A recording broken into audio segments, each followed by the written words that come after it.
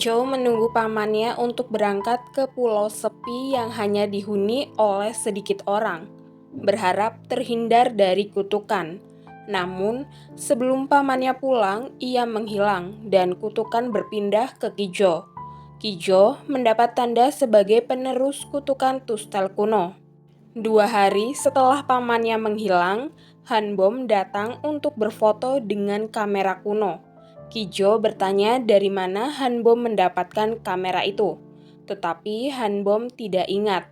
Saat Ki-jo mulai memotret, gerbang kematian yang biasanya terbuka tiba-tiba tertutup kembali. Ki-jo bertanya, apakah Hanbom masih hidup? Tapi Hanbom tidak mengerti dan menunjukkan tanda kutukan yang sama di pergelangan tangannya. Ki-jo penasaran bertanya siapa dia, dan Hanbom menjawab Jang-soo. Dan kau? Kembali ke saat ini, setelah ciuman yang tiba-tiba Hanbom menjadi canggung.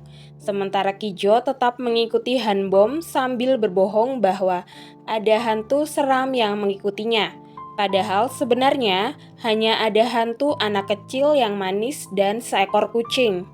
Sesampainya di rumah, Hanbom merasa kesal dan malu karena mereka sebelumnya membahas rencana Ki-jo untuk pergi ke sebuah pulau, yang membuat Hanbom marah dan menyebut Ki-jo pengecut karena sudah merencanakan kepergiannya jauh-jauh hari. Di tempat lain, seorang wanita bernama Hyunju berada di pinggir jembatan dengan niat untuk mengakhiri hidupnya. Dia menelpon layanan konseling online dan berpamitan dengan konselornya, Choi Hun.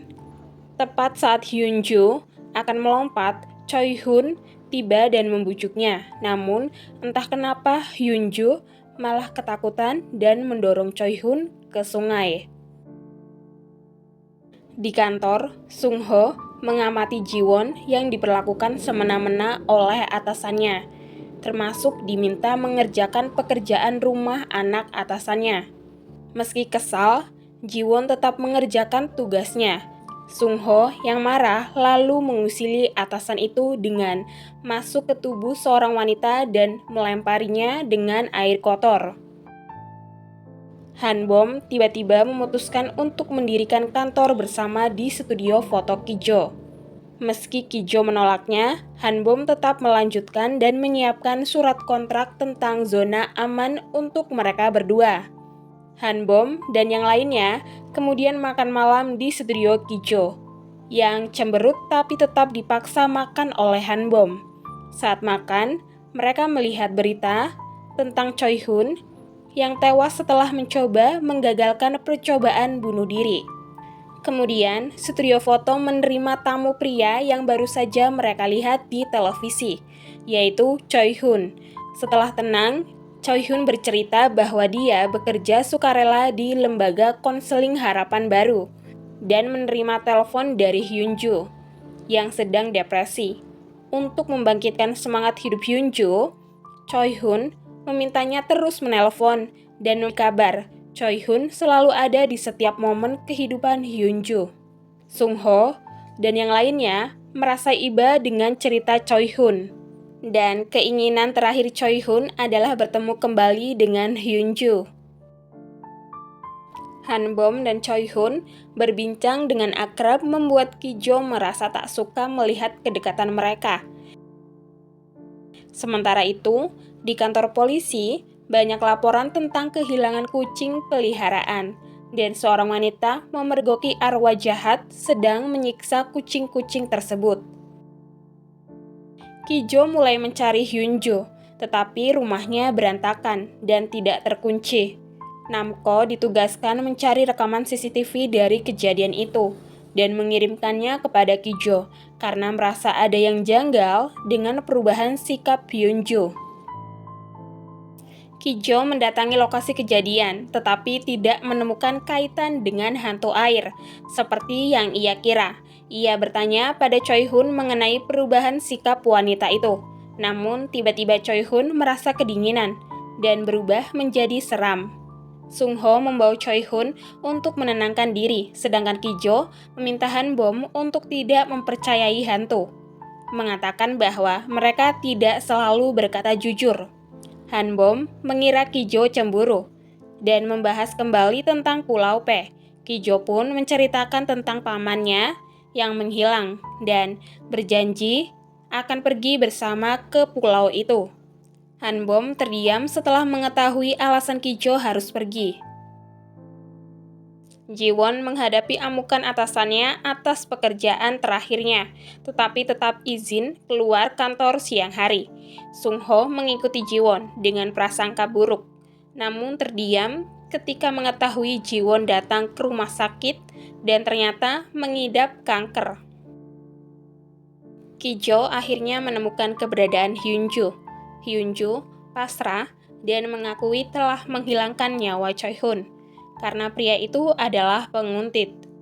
Di rumah Hyun Joo selalu ada barang-barang asing, dan meskipun sudah melapor ke polisi, laporannya tidak dianggap serius. Penguntit itu selalu mengiriminya sepasang sepatu berinisial HNH. Hyun Joo menyadari bahwa konselor yang selama ini menghubunginya adalah sang penguntit dari sepatu yang dipakainya. Setelah mengetahui kebenarannya, Ki Jo mempersiapkan keberangkatan Choi Hun dan memaksanya untuk pergi dengan tenang. Namun, Choi Hun yang merasa motifnya telah terbongkar, berubah menjadi hantu seram dan menyerang Ki Jo serta yang lainnya. Terjadi pertarungan sengit antara Choi Hun dan Namko. Hingga tiba-tiba Choi Hun menghilang. Kemudian Choi Hun merasuki tubuh Han Bom dan membawanya ke atas jembatan yang tinggi. Choi Hun mengancam Ki Jo akan melakukan sesuatu pada tubuh Han Bom jika Ki Jo tak memberitahu keberadaan Hyun Joo. Sebelum Han Bom dirasuki oleh Choi Hun, Han Bom bertemu dengan Choi Hun di jalan. Pada saat itu, Choi Hun masih berpura-pura baik dan meminta bantuan Han Bom untuk mencari keberadaan Hyun Joo. Namun, malam itu Han Bom sebenarnya berencana mengajak Choi Hun ke suatu tempat dengan tujuan menyelidiki kematiannya. Han Bom kemudian meminta bantuan Sumi. Dari sini, fakta mengejutkan terungkap. Banyak orang sebenarnya tidak menyukai Choi Hun karena sikapnya yang buruk. Dia bahkan sudah dipecat dari pekerjaannya, tetapi tetap nekat datang ke tempat kerja. Ternyata Choi Hun memiliki catatan kriminal sebagai penguntit. Saat Han Bom berencana menghubungi Ki Jo, Choi Hun yang mengetahui dirinya telah terbongkar memperlihatkan wujud aslinya di hadapan Han Bom. Ia kemudian merasuki tubuh Han Bom hingga Han Bom berada di atas jembatan. Ki Jo segera datang ke jembatan dan berusaha naik ke atas karena Choi Hun enggan turun. Choi Hun lalu mengungkapkan bahwa dari semua wanita depresi yang menelponnya, ia paling tertarik kepada Hyun Joo. Namun ketika Hyun Joo menemukan kekasih, Choi Hun merasa perlu menggagalkan hubungan tersebut. Ia mulai mengganggu kehidupan Hyun Joo, seperti memasuki rumahnya dan meletakkan barang-barang aneh berulang kali. Hyun Joo berulang kali membuang barang-barang tersebut, tetapi Choi Hun terus menaruhnya kembali. Akibatnya, kekasih Hyun Joo mengira Hyun Joo memiliki selingkuhan dan menyuruhnya untuk mati saja. Choi Hun merasa senang karena Hyun Joo kembali menelponnya, tetapi akhirnya Hyun Joo mendorongnya jatuh ke sungai. Choi Hun bersumpah tidak akan membiarkan Hyun Joo hidup dengan tenang. Choi Hun melihat wajah khawatir Ki Jo dan menyadari bahwa Ki Jo sebenarnya sangat menyukai Han Bom. Choi Hun berkata bahwa jika Ki Jo tidak ingin Han Bom celaka, dia harus segera membawa Hyun Joo ke tempat itu. Ki Jo mencoba mengulurkan tangannya agar Choi Hun mendekat, tetapi Choi Hun menolak dan hanya ingin bertemu dengan Hyun Joo. Ki Jo kemudian berbicara ke alam bawah sadar Han Bom, mengingatkan bahwa dia dan Sung Ho pernah mengajarinya cara agar tidak kerasukan. Pada saat itu, Ki Jo mendorong tubuh Han Bom dan segera menariknya kembali, membentuk perisai yang membuat roh Choi Hun keluar dari tubuh Han Bom. Sementara itu, Namko bersiap untuk menghadapi Choi Hun, karena Namko sangat kuat dan Choi Hun hanyalah hantu biasa. Ia pun langsung kalah. Choi Hun dilempar kembali ke dalam air, dan Namco berharap Choi Hun akan terlahir kembali sebagai orang yang baik. Han Bom sadar dan merasa takut setelah mengingat apa yang terjadi. Ia tidak menyangka akan kesurupan dan tidak ingat apa-apa. Han Bom bertanya apakah dia menyakiti orang lain atau Ki-jo saat kerasukan. Ki-jo tersenyum, menyadari bahwa Han Bom masih peduli pada orang lain meskipun dirinya hampir celaka. Sambil memeluk Han Bom, Ki-jo mengatakan bahwa mereka hanya berjalan-jalan. Keesokan paginya, Ki-jo membawa Han Bom ke unit gawat darurat rumah sakit. Han Bom mengatakan bahwa dirinya baik-baik saja. Perawat di sana menyebut Han Bom sebagai istri Ki-jo, yang membuat Han Bom senang dan berpura-pura bahwa suaminya selalu mengkhawatirkannya. Namun, perawat tersebut kemudian mengatakan bahwa yang terluka sebenarnya adalah Ki-jo karena luka di tangannya. Han Bom langsung panik karena Ki-jo terluka karena dirinya. Mereka kemudian pergi ke taman, dan di sana Han Bom mengobati luka di tangan Ki-jo. Han Bom bertanya mengapa Ki-jo tetap bersikeras membuka studio foto hantu padahal dia bisa saja terluka dan bisa memilih untuk hidup seperti orang biasa. Ki-jo menjawab bahwa jika studio itu ditutup, dia takut pamannya yang menghilang tidak bisa menemukannya. Ki-jo kemudian memegang erat tangan Han Bom, berharap Han Bom tidak akan meninggalkannya. Han Bom lalu memeluk Ki-jo, berharap bisa menghibur kesedihannya. Hari berikutnya, Han Bom bersiap berangkat bekerja, tetapi Ki-jo memperingatkannya agar tidak menginjak garam yang sudah ia tabur sepanjang malam di depan rumah Han Bom. Karena Han Bom pernah dirasuki, Ki-jo khawatir hal yang sama akan terjadi lagi, mengingat roh jahat yang pernah membunuh Bang Mail belum juga tertangkap. Selain itu, Ki-jo punya tugas baru, mengikuti Han Bom kemanapun ia pergi. Jadi, saat Han Bom bekerja, Ki-jo akan setia menunggunya. Meskipun terlihat mengganggu, Han Bom sebenarnya menyukai perhatian tersebut. Apalagi ketika ada hantu yang mencoba mendekat, Ki-jo tidak ragu untuk menggandeng Han Bom, dan mereka berjalan bersama tanpa takut diganggu oleh hantu-hantu lagi. Sementara itu, Letnan Lee mengetahui bahwa Han Bom pergi ke jembatan dan mengira ia hendak melakukan bunuh diri. Saat melihat rekaman CCTV, ia menemukan bahwa Ki-jo sepertinya berusaha mendorong Han Bom sebelum akhirnya memeluknya. Letnan Lee merasa curiga dan meminta anak buahnya untuk menyelidiki latar belakang Ki-jo. Ketika Han Bom dan Ki-jo sampai di depan rumah, tiba-tiba Han Bom mengajak Ki-jo untuk tidur bersama. Ia ingin Ki-jo menemaninya tidur karena Ji-won lagi-lagi lembur. Ki-jo duduk di lantai di samping tempat tidur, sementara Han Bom tidur di atas kasur. Han Bom sebenarnya tidak bisa tidur karena ini pertama kalinya ia sekamar dengan seorang pria, meski mereka tidak melakukan apapun. Ia kemudian melihat Ki-jo yang tertidur dengan pulas dan menyadari bahwa Ki-jo sedang demam. Hal ini terjadi karena Choi Hun tidak kembali ke dunia bawah setelah gerbang kematian terbuka, sehingga Ki-jo terkena energi hantu. Pada malam itu, bukan Ki-jo yang menjaga Han Bom, melainkan Han Bom yang menjaga Ki-jo. Pagi harinya, ketika Ki-jo terbangun, Han Bom sudah tidak ada di sampingnya. Han Bom harus pergi bekerja, tetapi ia tidak lupa menaruh obat di atas meja untuk Ki-jo. Hari itu, Han Bom membantu Hyunju lepas dari tuduhan pembunuhan. Ia menyerahkan bukti-bukti kepada penyidik yang menunjukkan mengapa Hyunju mendorong Choi Hun dari jembatan. Han Bom juga membela Hyunju di depan media, menegaskan bahwa Hyunju adalah korban penguntitan oleh Choi Hun dan bukan seorang pembunuh yang tidak tahu terima kasih. Penguntitan oleh Choi Hun sudah dilaporkan 3 kali ke polisi dan jaksa, tetapi tidak ada tindakan yang diambil. Han Bom berharap setelah kasus ini selesai, polisi dan jaksa akan lebih sering mendengarkan laporan dari para korban. Setelah tugas-tugas mereka selesai, Ki-jo dan Sung-ho makan malam bersama. Saat makan malam, Namco menerima kabar bahwa pembunuhnya telah ditemukan. Ia segera bergabung dengan rekan-rekan polisinya untuk mengejar tersangka pembunuhan, Park Do-chil. Do-chil hampir berhasil kabur lagi, tetapi kali ini Namco menghalangi jalannya, hingga akhirnya Do-chil bisa ditangkap dan diadili. Penangkapan Do-chil menambah daftar panjang kasus-kasus yang ditangani kepolisian dengan lamban, yang dapat menyulitkan kepala jaksa dalam pencalonannya sebagai Menteri Kehakiman. Suatu hari, Letnan Lee datang ke studio milik Ki-jo. Saat Ki-jo keluar dari studionya, Letnan Lee langsung curiga dan berniat memeriksa tempat itu.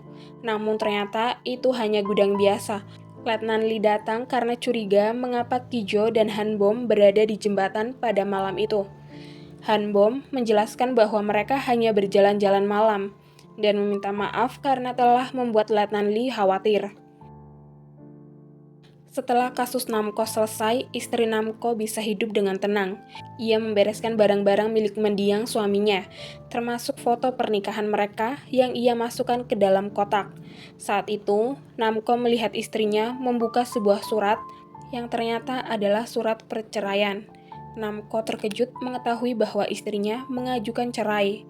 Ketika seorang pria datang membawa bunga ke rumah mereka, Namco merasa sedih karena menyadari bahwa istrinya sudah memiliki tambatan hati. Sementara itu, Choi-hun masih belum sepenuhnya menghilang. Ia menjadi roh jahat yang mencelakai orang-orang malam itu. Choi-hun menarik para pemancing untuk jatuh ke dalam sungai. Tetapi roh yang lebih jahat kemudian datang dan menghisap energi Choi-hun, membuatnya menghilang. Roh jahat yang dicari-cari Ki-jo jadi semakin kuat. Pada malam itu, Ki-jo mengajari Han-bom cara menggunakan kamera. Kali ini, ia tidak memakai kamera kuno, tetapi kamera yang lebih bagus. Han-bom mencoba memotret Ki-jo, tetapi Ki-jo yang biasanya memotret hantu, ternyata tidak bisa mengekspresikan wajahnya untuk difoto. Han-bom kemudian mengajari Ki-jo menggunakan ponselnya. Ki-jo berkata bahwa dunia yang ia jalani sangat keras, menakutkan, dan tidak dapat diprediksi. Han-bom akan lebih sering bertemu dengan orang mati daripada orang hidup. Dan malam hari akan lebih ganas dibandingkan dengan siang hari. Ki-jo mengungkapkan bahwa ia menyukai Han-bom dan ingin tahu apakah Han-bom akan baik-baik saja bersama pria seperti dirinya. Dengan gugup, Han-bom menjawab bahwa hal tersebut akan menjadi pengalaman yang menarik baginya. Ia tidak keberatan dan akan menerima Ki-jo. Ki-jo kemudian berkata bahwa tempo lalu hanya latihan dan sekarang adalah yang sebenarnya. Ia mendekat dan mencium Han-bom. Akhirnya, cinta Han-bom terbalas dan mereka bisa bersama. Butuh waktu bagi Ki-jo untuk menerima Han-bom ke dalam hidupnya. Menurut Ki-jo, Han-bom adalah wanita yang mengesankan, namun kehadirannya membuat rencana hidupnya jadi berantakan. Han-bom hanya tertawa karena ia pernah berkata bahwa hidup tidak selalu berjalan sesuai dengan rencana. Saat mereka berdua sedang bermesraan, di dalam studio tiba-tiba Sung-ho datang. Ki-jo merasa gugup, langsung menyuruh Han-bom untuk bersembunyi. Sung-ho memberitahukan Ki-jo bahwa ia telah menyiapkan makan malam untuk merayakan keberhasilan Namco menangkap pembunuhnya. Namun, Sung-ho merasa ada yang aneh karena Namco tiba-tiba tidak mau pulang ke rumah istrinya seperti biasanya. Saat Ki-jo dan Sung-ho sedang berbicara, Han-bom menggenggam tangan Ki-jo. Sung-ho mengungkapkan bahwa ia mencari Han-bom karena lampu di rumahnya tidak menyala. Ki-jo panik dan marah berkata bahwa ia tidak peduli karena hari sudah larut malam dan Han-bom mungkin sudah tidur. Ki-jo lalu menyuruh Sung-ho untuk segera pergi karena ia akan membersihkan studio. Sung-ho merasa aneh karena biasanya Ki-jo selalu menyuruhnya membersihkan studio, alih-alih Ki-jo yang melakukannya sendiri. Setelah itu, Ki-jo dan Han-bom bergabung dengan Namco dan Sung-ho untuk merayakan keberhasilan Namco menangkap pembunuhnya. Mereka makan-makan bersama. Namco yang masih kesal menjadi semakin marah ketika mendengar cerita dari Sung-ho tentang seorang pelanggan yang bingung ingin berfoto dengan selingkuhan atau istrinya, dan akhirnya memilih selingkuhannya. Mereka tidak percaya seorang pria lebih memilih selingkuhannya daripada istrinya sendiri. Namco hampir saja menggebrak meja sebelum akhirnya meminta maaf dan pergi karena ada urusan. Saat Namco pergi, Jiwon datang setelah bekerja lembur. Ia mencium bau masakan dan bergabung dengan Hanbom dan Kijo. Karena tidak bisa melihat Sungho, Jiwon mengira Kijo dan Hanbom sedang berkencan, yang membuat Kijo dan Hanbom tertawa canggung. Jiwon menyuruh Hanbom duduk di samping Kijo, sementara dirinya duduk di samping Sungho tanpa sengaja. Kijo lalu bertanya di mana Jiwon bekerja hingga hampir setiap hari lembur. Jiwon menunjukkan kartu namanya, yang ternyata sama seperti milik Sungho. Kijo tersenyum dan berkata bahwa ia kenal dengan seseorang yang pernah bekerja di sana. Seseorang yang menyukai wanita yang belum pernah ditemuinya. Tiba-tiba sebuah cangkir melayang dan menyiram ke arah Kijo. Jiwon terkejut, tetapi Hanbom dan Kijo mencoba tertawa dan mengatakan bahwa itu hanya khayalan Jiwon saja. Jiwon berpikir demikian dan merasa mungkin ia sedang kelelahan. Ia kemudian bercerita bahwa sekarang ia trauma bertemu pria untuk kencan buta karena pernah mengalami kegagalan. Sungho akhirnya sadar bahwa wanita yang menjadi teman online-nya adalah Jiwon, bukan Hanbom. Karena foto profil yang dipakai Jiwon adalah foto saat dia bersama Hanbom, sehingga Sungho salah mengenali orang. Sementara itu, Namco datang ke tempat di mana pria tambatan hati istrinya berada. Ternyata pria itu adalah pemilik toko bunga. Namco teringat saat ia lupa ulang tahun istrinya dan pulang terlambat, ia melihat bunga di atas meja istrinya dan mengira istrinya mendapatkan hadiah dari orang lain. Namun istrinya mengatakan bahwa ia ikut kelas merangkai bunga karena bosan. Di sana Namco melihat pria pemilik toko bunga itu sedang mengirim pesan kepada istrinya dan melayani pelanggan. Namco kemudian membaca isi pesan di antara mereka dan ternyata istrinya berselingkuh dengan pria itu. Tidak bisa menahan amarah, Namco langsung melempar vas bunga di toko tersebut. Untungnya tidak ada yang terluka. Kijo datang dan langsung menenangkan Namco. Namco tidak menyangka bahwa selama ini ia tidak mengetahui isi hati istrinya, padahal mereka sudah bersama selama 8 tahun, dan istrinya malah meminta cerai karena pria tersebut.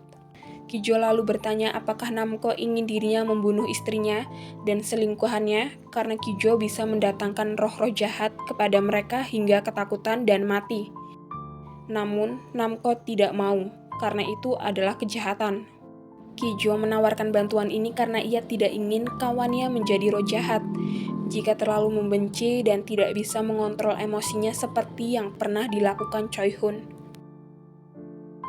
Hari itu, Hanbom mengirim pesan kepada Kijo, tetapi Kijo hanya menjawab singkat-singkat saja. Sampai Hanbom merasa Kijo tidak sadar bahwa mereka berdua sudah berpacaran. Hingga malam tiba, Hanbom kesal karena Kijo tidak juga menghubunginya. Pagi harinya, telepon Hanbom berbunyi. Ternyata itu adalah Kijo yang ingin mengajak Hanbom pergi berkencan. Hari itu, Kijo mengajak Hanbom pergi berkemah, dan masalah studio biarkan Sungho yang mengurusnya. Pada hari itu, Sungho mengikuti Jiwon karena sekarang ia sudah tahu Jiwon adalah cinta pertamanya. Karena paham dengan pekerjaan di kantor, Sungho selalu membantu Jiwon dengan merasuki tubuh orang lain. Jiwon merasa sangat aneh, tapi ia tidak terlalu memperdulikannya. Baginya, hari ini adalah hari keberuntungannya. Dan bagi Sungho, ini adalah satu-satunya cara untuk menebus kesalahannya dahulu saat ia tidak bisa datang untuk bertemu dengan Jiwon. Sementara itu, Letnan Lee diam-diam masih menyelidiki Kijo. Ia bingung kenapa Kijo hanya membuka studio foto di malam hari. Terkadang, ia juga melihat para pelanggan yang datang selalu bersedih. Apa yang dilakukan Kijo di dalam studio tersebut?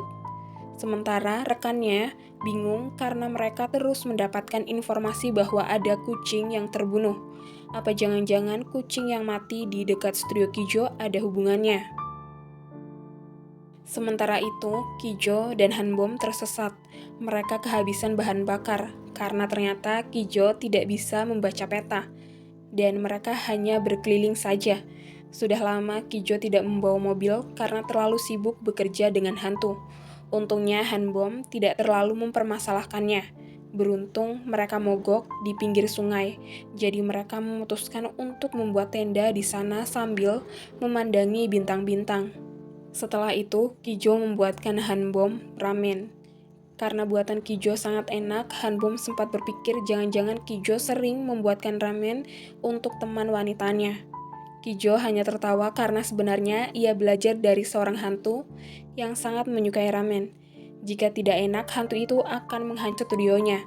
Hanbom kira itu adalah hantu preman, tetapi ternyata hanya hantu anak kecil perempuan berumur 12 tahun.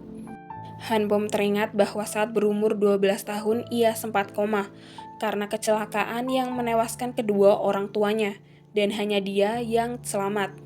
Butuh 2 bulan sampai Hanbom sadar dan itu semua berkat neneknya yang selalu mendoakannya di kuil. Hampir setiap hari doa neneknya berhasil. Tetapi akibat kecelakaan itu Hanbom jadi punya bekas luka di tangannya. Tiba-tiba hujan turun deras. Hanbom dan Kijo pun berlari menuju tenda. Di sana, Hanbom tidak mau membiarkan Kijo pergi begitu saja. Ia ingin Kijo tetap bersamanya. Kijo mengerti keinginan kekasihnya itu dan langsung mencium Hanbom. Malam yang dingin itu pun membuat kedua pasangan ini semakin dekat. Pagi harinya, Kijo tidak menemukan Hanbom di dalam tenda. Hanbom meninggalkan coretan di atas meja, dan ternyata coretan itu mirip dengan gambar anak kecil perempuan yang dulu pernah datang ke studio bernama Jangsu. Kijo lalu ingat dengan perkataan Hanbom tadi malam bahwa ia pernah koma. Mungkin pada saat tidak sadarkan diri itu, Jangsu alias Hanbom pergi ke studionya. Hanbom sedang melihat-lihat keadaan hutan sekitar yang sangat indah. Ia lalu berlari, memeluk kekasihnya karena ia pikir Kijo merindukannya.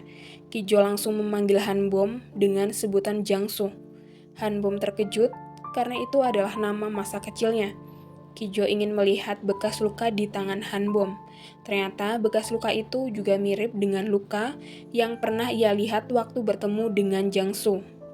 Kijo langsung memeluk Hanbom erat-erat karena anak perempuan yang menemaninya saat itu adalah Hanbom. Kijo lalu menceritakan awal mula mereka bertemu di usia 12 tahun. Hanbom senang karena ternyata dirinya dan Kijo punya sejarah bersama. Ia tidak menyangka saat koma jiwanya berjalan-jalan ke studio milik Kijo. Ia juga tidak menyangka bahwa takdir mempertemukan mereka kembali. Pada saat mereka masih kecil dan pada saat Kijo baru saja kehilangan pamannya. Jangsu membuatnya lupa dengan kesedihannya karena Jangsu selalu berbuat ulah di dalam studionya. Kijo bersyukur bahwa Jangsu atau Hanbom telah kembali dan selalu menjadi pelindungnya. Hanbom adalah alasan mengapa Kijo ingin hidup lebih lama. Pada suatu hari, seorang terdakwa pembunuhan akhirnya dibebaskan. Pria ini dibela oleh Hanbom, sampai-sampai Hanbom dipecat dari kejaksaan. Setelah bebas, pria tersebut pulang ke rumahnya dan mandi. Namun, seorang penyusup datang dan langsung menyerangnya hingga tewas, membuatnya seolah-olah mati bunuh diri. Sementara itu, Hanbom dan Kijo pulang bersama. Kijo mengantarkan Hanbom ke tempat kerjanya, lalu pulang ke rumah sendirian. Sesampainya di rumah, Kijo melihat studio fotonya dipenuhi warga dan polisi. Ternyata banyak sekali bangkai kucing di depan studionya. Kijo langsung bertanya kepada Sungho. Sungho menceritakan bahwa tadi malam ada roh jahat datang ke studio mereka, mengamuk karena mencari kamera kuno milik Kijo. Untungnya, roh jahat itu tidak bisa masuk ke dalam studio, jadi kamera kuno masih aman. Masalahnya, jika roh jahat itu sudah sampai ke tempat ini, itu berarti kematian Kijo semakin dekat. Letnan Lee kemudian bertanya kemana Kijo saat kejadian ini terjadi. Kijo menjawab bahwa ia sedang ada urusan di luar kota. Letnan Lee meminta saksi yang bisa menguatkan alibi Kijo, tapi Kijo hanya diam. Letnan Lee curiga bahwa studio foto Kijo hanyalah kedok untuk menutupi sesuatu yang ilegal. Ia meminta Kijo untuk tetap di rumahnya, sampai dihubungi lagi, berharap Kijo tidak pindah tempat. Malam itu, seorang roh datang ke studio mereka. Roh itu adalah Kim Yoon-chul, penjahat yang pernah dibebaskan oleh Han Bom. Yoon-chul mencari pembunuh yang pernah menjebaknya dan menuduhnya membunuh seseorang. Namko bingung mengapa penjahat yang mati pada tahun 2019 bisa muncul di tahun 2023. Yoon-chul pun terkejut karena ia yakin baru saja meninggal, tetapi mereka yang mengenalnya mengatakan bahwa ia adalah korban yang mati pada tahun 2019. Dan sekarang sudah tahun 2023. Tidak percaya, Yoon-chul langsung berlari keluar untuk membuktikan bahwa sekarang memang tahun 2023. Dan ia ingin segera menemui jaksa Han Bom. Sementara itu, Han Bom sedang mencetak foto milik Kijo yang ia ambil kemarin dan menggantungnya di dalam studio. Sung Ho yang ada di sana terkejut melihatnya dan langsung mengambil foto itu. Bertanya mengapa Han Bom menaruh foto untuk pemakaman di situ. Ternyata kemarin Kijo dan Han Bom mengambil foto untuk pemakaman. Dan dari Sung Ho, Han Bom tahu bahwa di usia 35 tahun, pemilik kamera kuno itu akan segera mati. Malam itu, Han Bom akhirnya bertemu dengan Kijo. Dengan penuh kerinduan, Kijo segera memeluk Han Bom. Namun, Han Bom segera bertanya dengan nada khawatir, apakah benar usia Kijo tinggal sedikit dan apakah foto yang mereka ambil kemarin adalah untuk pemakamannya.